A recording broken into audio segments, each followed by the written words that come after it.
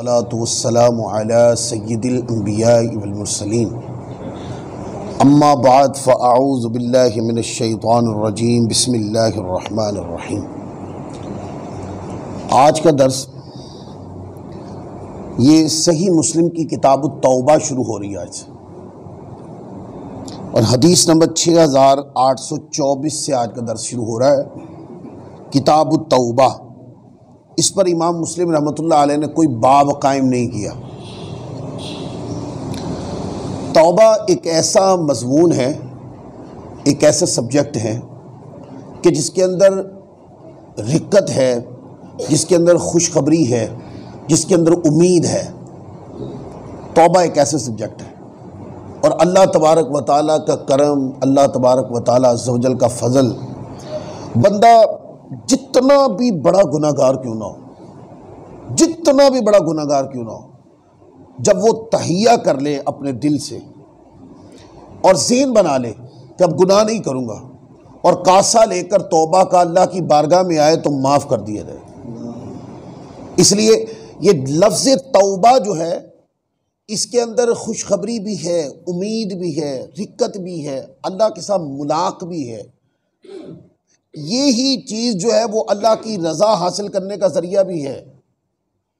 ये लफ्ज़ तौबा दुनिया अपने अंदर से निकालने का एक ज़रिया भी है। तो अगर हम इस लफ्ज़ तौबा पर गुफ्तगू करते जाएंगे तो ये एक पूरा सब्जेक्ट है जो कई नशिस्तें मांगता है। तो मैंने इसलिए चंद हिंट्स के अंदर आपको बता दिया कि तौबा एक ऐसा सब्जेक्ट है कि जब बंदा इस पे आ जाता है ना तो बंदा निखर जाता है, सारी कालक दुनिया की उतर जाती है।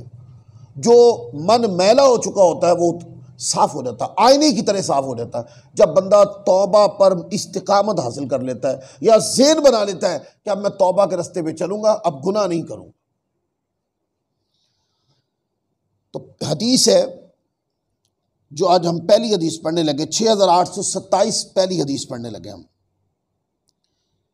ये हारिस बयान करते हैं कि मैं हज़रत अब्दुल्ला रज़ियल्लाहु ताला अन्हु की इयादत करने के लिए उनके यहाँ गया।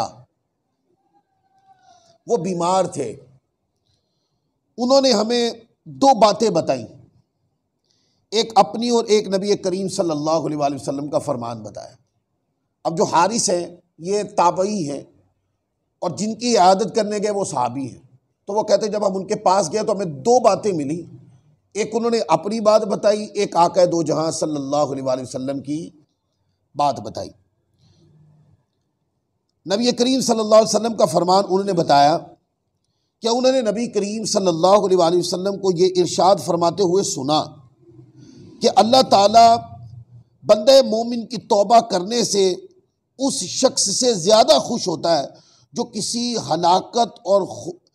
हलाकत खेज वीराने में हो और उसके साथ उसकी सवारी हो, जिस पर उसके खाने पीने का सामान मौजूद हो। वो शख्स सो जाए, जब बेदार हो तो पता चले कि सवारी कहीं चली गई है। वो उसे ढूंढने के लिए निकले, जब उसे सख्त प्यास महसूस हो तो वो ये सोचे कि मैं जहाँ पहले मौजूद था वहीं वापस चला जाता हूँ और सो जाता हूँ, और इसी हालत में मौत का शिकार हो जाऊँगा।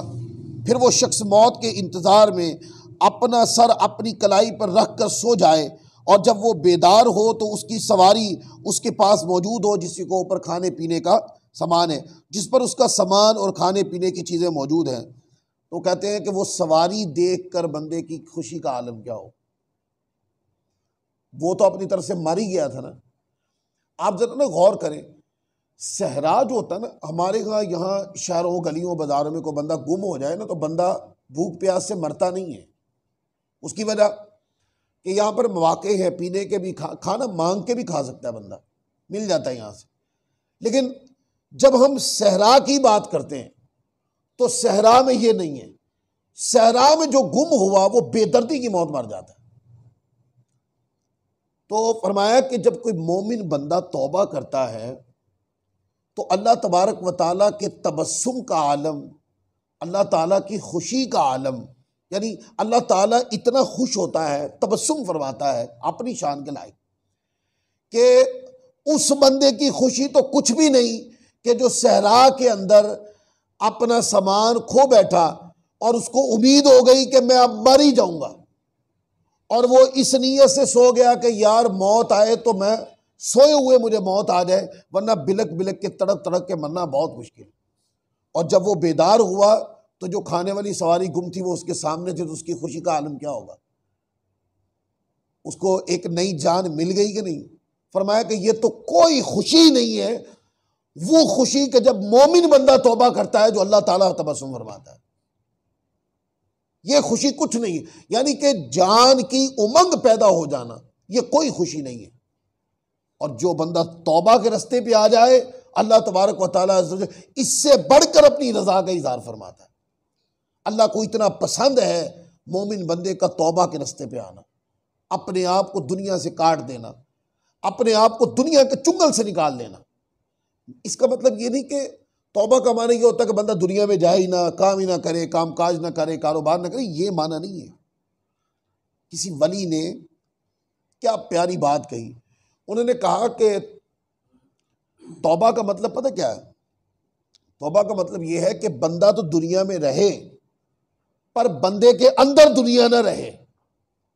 जाहिर है उसने दुनिया में रहना है, काम काज करना है, लोगों के साथ मिलना है, कारोबार करना है, उसने नौकरी पे जाना है, जॉब करनी है, खाना पीना और ये दीगर सारे इंतजाम सारे उसके जिम्मे हैं। सवाल सिर्फ ये है उसके अंदर दुनिया नहीं होनी चाहिए, बस उसके अंदर सिर्फ अल्लाह का दीन और अल्लाह की रजा और अल्लाह तबारक व तआला की खुशनुदी होनी चाहिए। फिर अगली हदीस है, यह हदीस नंबर 6835 है और बाब नंबर 985 के तहत इमाम मुस्लिम लाए हैं और बाब का है फजीलतिल इस्तिग़फ़ारी, कहते हैं मग़फ़िरत तलब करने की फजीलत का बाब। मग़फ़िरत कैसे तलब की जाती? दुआ की सूरत में, आहो बुका जो की जाती, ये बड़ी फजीलत की बात है। और इसके नीचे एक हदीस है। अब इस हदीस पाक का जो मारूफ माना है ना, वही माना मुराद लीजिएगा, इससे भटकना नहीं है, ये सिर्फ समझाने के लिए बात जिक्र की। हज़रत अबू अय्यूब अंसारी रज़ियल्लाहु ताला अन्हु, सहाबा किराम में भी ऐसा होता था कि हिकमत अमली को नज़रअंदाज नहीं करते थे, कि देखते थे कि जो बात करने वाली है, जिन लोगों में ये बात करनी है, क्या ये लोग इस बात के मफहूम को समझ जाएंगे, तो वो करते। हर बात हर गैदरिंग में सहाबा नहीं करते थे। तो आलिम के लिए भी ज़रूरी है कि हर इल्मी बात हर क्राउड में बयान मत करें, हर हुजूम में बयान मत करें। जहाँ सादा लोग बैठे हैं वहाँ सादा बात करें, जहाँ उलमा साहिबान इल्म फ़न बैठे हैं वहाँ आप साहिबान इल्म फ़न वाली बात करें। तो हज़रत अबू अय्यूब अंसारी रज़ियल्लाहु ताला अन्हु की वफ़ात का वक्त करीब आया, चूँकि अब हुजूर से इल्म सुनते थे तो सारी ज़िंदगी आमतुन्नास में ये हदीस बयान नहीं की उन्होंने। अकाबिर साहबा को तो पता ही था पहले ही, पर उन्होंने आमतुन्नास को ये हदीस नहीं बताई कि कहीं ये ना हो कि तरबियत का जाविया बदल जाए ताबईन में। आमतुन्नास इसका कोई वसी माना लेकर कहीं गुनाह करने को तरजीह न दे दे। तो उनके वक्त वफात का वक्त करीब आया तो वो फरमाने लगे, मैंने नबी करीम सल्लल्लाहु अलैहि वसल्लम से एक हदीस तुम लोगों से छुपाई थी। अब छुपाई का माना तो रोकी थी कि मैंने महसूस नहीं किया कि ये अमानत किन को दूँ, ये आमतुन्नास को ये बात सुनाने वाली नहीं है। लेकिन जब उनको पता चला कि अब मेरी वफ़ात का वक्त करीब है, तो ये कि ये इल्म ज़ाया हो जाए उन्होंने बयान कर दिया ताकि ये रिवायत हो जाए। फिर माना बयान करने वाले आइम्मा उलमा अकाबिरीन बयान करते रहेंगे पर ये इल्म महफूज हो जाए, तो रिवायत कर दिया। वो कहते हैं मैंने नबी करीम सल्लल्लाहु अलैहि वसल्लम को ये इरशाद फरमाते हुए सुना है, अगर तुम लोग गुनाह न करो तो अल्लाह ताला ऐसी मखलूक पैदा कर देगा जो गुनाह करेगी और फिर अल्लाह ताला उनकी मग़फ़िरत फरमा देगा। अब गुनाह के दो तरीके, एक होता है कि भूले से गुनाह हो गया, बंदा चाहता नहीं था, उसका इरादा भी नहीं था गुनाह करने का, उसका ज़हन ही नहीं है गुनाह करने का, उसका कभी भी माइंड बना ही नहीं गुनाह करने का, लेकिन बस ऐसा हुआ कि वो भूले से निसियान हो गया तो गुनाह हो गया। लेकिन जैसे ही उसको इस्तेहज़ार हुआ कि यार ये तो गुनाह हो गया, ये तो मेरे भोलेपन की और मेरी जहालत की बुनियाद से गुनाह हो गया, तो उसने क्या किया, वो अल्लाह की बारगाह में गिड़गिड़ा के मांगा मगफिरत मांगी, अल्लाह ने उसको दे दी। अब इस हदीस का माना वो जो भूले से गुनाह हो जाता है ना मखलूक, आप देखें इंसान का जो मादा है ना, ये आनासा उन्स से भी है और नासिया निसियान से भी है। आनासा उन्स माना मोहब्बत होता है, तो आप देखते हैं कि इंसान बड़ी जल्दी मोहब्बत करने लग जाता है और मोहब्बत इतनी करता है कि सब कुछ भुला देता है, ऐसा है कि नहीं। और फिर नासिया निसियान से भी है कि ये भूलता बहुत है, इसलिए नासिया निसियान से इंसान है भूलने वाला, भूलता है कि नहीं है। तो कसद इरादे जान कर गुनाह करना यह मुसम्मत वाला गुनाह है, इसकी इजाजत नहीं है। हाँ, अगर भूले से गुनाह हो गया, आप देखें ना कितने लोग हैं जो इबादत भी करते हैं, नेकोकार भी हैं, वो गुनाह का इरादा भी नहीं रखते, पर भूले से हो जाता है। लेकिन जब हो जाता है तो वो अल्लाह की बारगाह में गिड़गिड़ा के तौबा करते हैं। इससे मुराद वो है कि वो जो गुनाह करते हैं अल्लाह ताला अज़्ज़ व जल उनकी मग़फ़िरत फरमा देता है, क्योंकि जब वो भूले से गुनाह कर बैठते हैं तो वो अपने गुनाह पे अड़ते नहीं हैं, बल्कि मग़फ़िरत के दरवाजे पे आ जाते हैं, अल्लाह ताला से मांगने पर तौबा के दरवाजे पे आ जाते हैं। तो एक मोमिन का अल्लाह की बारगाह में बिलक कर लजाजत करना, तड़प के मांगना अल्लाह ताला को पसंद बहुत, इससे दरजात मिलते हैं।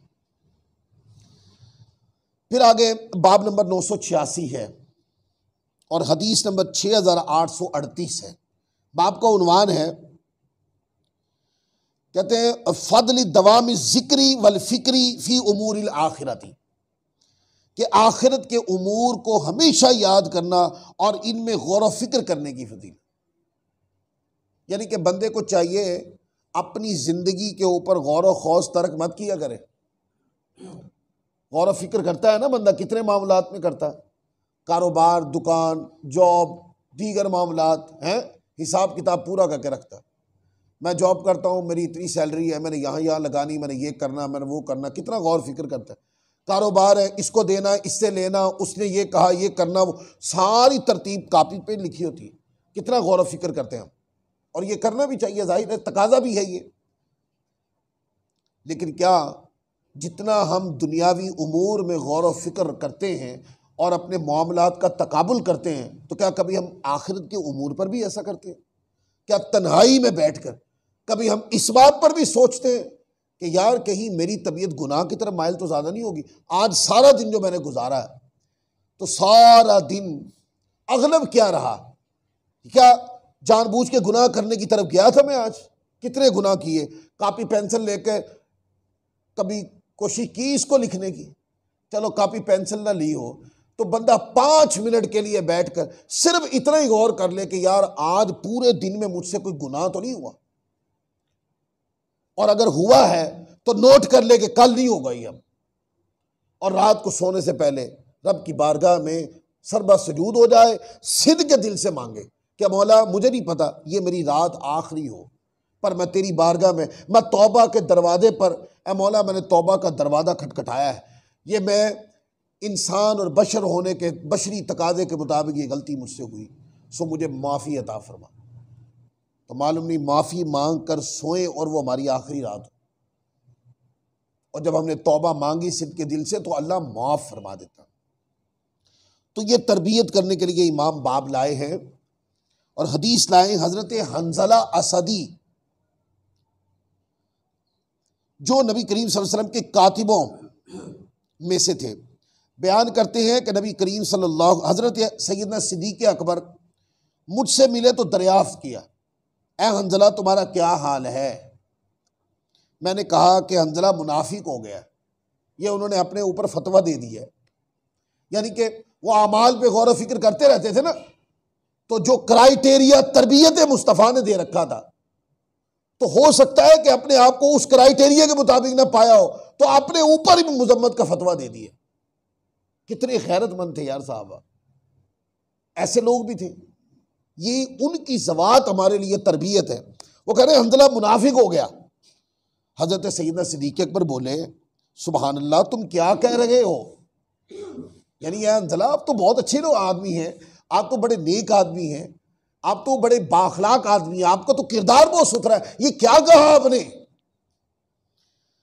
तो कहते मैंने कहा कि जब हज़रत हंज़ला कहते मैंने कहा जब हम नबी करीम सल्लल्लाहु अलैहि वसल्लम की बारगाह में होते हैं, बड़ी तवज्जो से सुनने वाले होते हैं, आप हमारे सामने जहन्नम और जन्नत का तज़किरा करते हैं तो यूं लगता है कि वो हमारी आंखों के सामने है।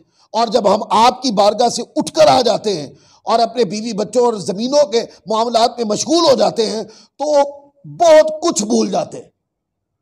वो जो नक्शा हुजूर की तरबियत के वक्त दिमाग में खिंच जाता है, वो आका की संगत और सोबत के बाद जब बच्चों में आके बैठते तो वो ख़त्म हो जाता है। जो एहसास हुजूर की सोबत संगत में तबीयत में जो वारदात होती है वो घर में नहीं होती। तो मेरी तबीयत में दो रंग आ गए, इसलिए मैंने अपने आप को मुनाफिक कह दिया। क्या वजह कि जो हुजूर की सोहबत में मेरी तबीयत के ऊपर जो रंग है वो मेरे घर में क्यों नहीं है मेरे ऊपर। अल्लाह अकबर। सैयदना सिद्दीक़ अकबर रज़ी अल्लाह ताला अन्हु बोले, ये सूरत हाल तो हमें भी दरपेश होती है। वो कहते हैं ये तो फितरी तकाज़ा, ये तो होता है ऐसा ही, ये तो सभी के साथ होता है। जब बंदा देखे ना, आप मस्जिद में बैठे हैं तो मस्जिद में जब आप इबादत में मशगूल हैं तो आप देखें एक कल्बी वारदात तब्दील हो जाती है। जैसे हम यहाँ से जाते हैं दीगर उमूर में मशगूल होते हैं तो ये जो कैफियत होती है वो चेंज हो जाती है। हज़रत हंज़ला बयान करते, फिर मैं और हज़रत सैयदना सिद्दीक़ अकबर नबी पाक साहिब लौलाक सल्लल्लाहु अलैहि वसल्लम की खिदमत में हाजिर हुए और मैंने अर्ज़ की, या रसूलल्लाह हंज़ला मुनाफिक हो गया। यानी उन्होंने अपने ऊपर फतवा दे रखा था कि मेरी तबीयत में दो रंग क्यों हैं। तो वो अमली तौर पर जो दो रंग, हालांकि वो नाजायज़ नहीं थे, वो गलत नहीं थे, ये इंसानी फितरत ऐसा होता है और ये गुनाह नहीं है, पर उनका तकवा किस सतह पे गया हुआ था, उन्होंने अपने ऊपर फतवा दे दिया था। तो आका अलैहिस्सलाम ने दरियाफ्त किया वो कैसे। मैंने अर्ज़ की, या रसूलल्लाह सल्लल्लाहु अलैहि वसल्लम, जब हम आपकी बारगाह में मौजूद होते हैं और आप हमारे सामने जहन्नम और जन्नत का तज़किरा करते हैं तो गोया वो हमारे सामने मौजूद होती है, ऐसा महसूस होता है। और जन्नत की नेमतों की वारदात हमारे ऊपर और दोज़ख के डर की वारदात हमारे ऊपर होती है।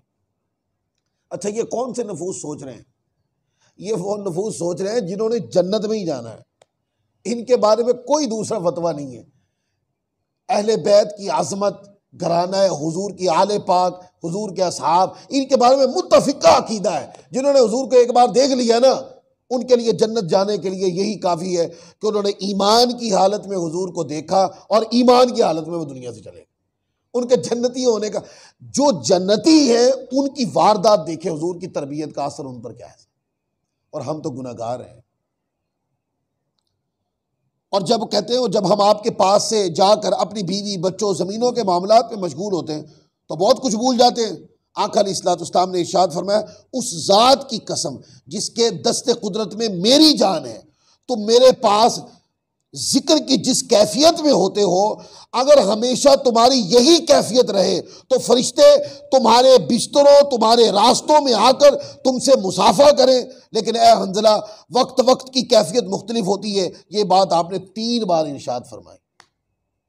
फरमाया कि जो मेरी बारगाह में कैफियत है, अगर तुम्हारी यही कैफियत हमेशा रहे तो फिर तुम्हारे रास्ते में फरिश्ते इस्तकबाल करें और फरिश्ते तुम्हारे साथ मुसाफा करें और फरिश्ते तुम पर फख्र करें।